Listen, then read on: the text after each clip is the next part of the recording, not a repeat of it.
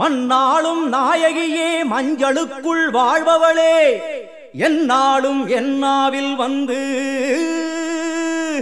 எந்தன் விடுமூச்சும் நாடியொலியும் உடுக்கை பம்பயன துளுக்கானத்தம்மா நீ தோன்று மாரீசந்துரை கண்டெடுத்த ஆலந்தூரில் வாழும் எங்கள் துளிர்கானத்தம்மா நீ தோன்று